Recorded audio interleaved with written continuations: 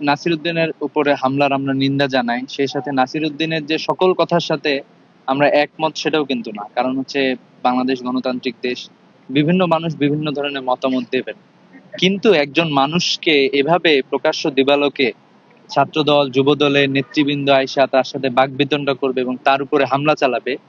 NCP যত ছোট দলই হোক না কেন, কিন্তু এরা একটা রাজনৈতিক দল এবং এনসিপির অন্যতম গুরুত্বপূর্ণ নেতাদের মধ্যে আহ, নাসির একজন। কিন্তু এ ধরনের একজন ব্যক্তির উপরে আক্রমণ করা, আমরা এটা ফ্যাসিবাদী আচরণ হিসেবে মনে করি। তো ইতিপূর্বে আপনারা দেখেছেন যে চট্টগ্রামে ইসলামী ছাত্র শিবিরের কর্মীর পা দ্বিখণ্ডিত করা হয়েছে। এরপরে ঢাকা বিশ্ববিদ্যালয়ের ডাকসু নেতৃবৃন্দের উপরে হামলা করা হয়েছে। গতকালকে নাসিরের উপরে হামলার ঘটনা ঘটে। এভাবে করে আমরা দেখতে পাচ্ছি যে বর্তমান সরকারও আসলে দমন নিপীড়নের দিকে আগাচ্ছে বলে আমাদের মনে হচ্ছে। আমরা তাদেরকে সতর্ক করতে চাই যে দমন নিপীড়ন করে ফ্যাসিবাদী আচরণ করে অতীতে কেউ পার পায় না, আপনারাও পার পাবেন না।